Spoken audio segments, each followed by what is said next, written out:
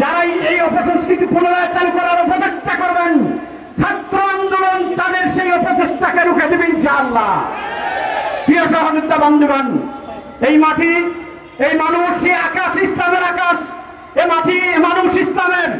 অতএব 92% মুসলমানের এই দেশে, ইসলামের বাংলাদেশ হবে, এটাই স্বাভাবিক।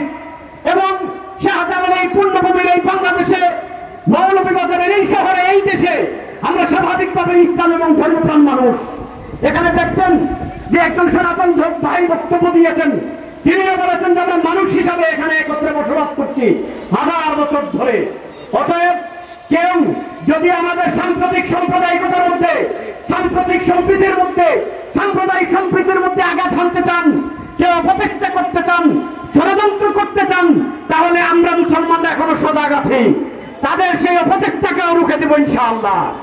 প্রিয় বন্ধুগণ, ইসলাম প্রিয় মুসলমানের এই দেশে আসেন, শাইখে চরমোনা এখানে আসবেন, কেন্দ্রীয় নেতৃত্ব বক্তব্য দিবেন, আসেন আমরা তাদের বক্তব্যকে আমরা আমাদের জীবনের পাথর হিসেবে গ্রহণ করে বাংলাদেশের, বিশেষ করে আমি মৌলভীবাজার মানুষ হিসেবে আপনাদেরকে আহ্বান জানাবো, আছেন মৌলভীবাজারের প্রতিজন মানুষের সাথে আমরা মুসাফা করব, সবাইকে সালাম দিব, সবার সাথে মুআলাকা করব, এবং আগামীর মৌলভীবাজার হবে ইসলামের মৌলভীবাজার, আগামীর বাংলাদেশ হবে ইসলামের বাংলাদেশ।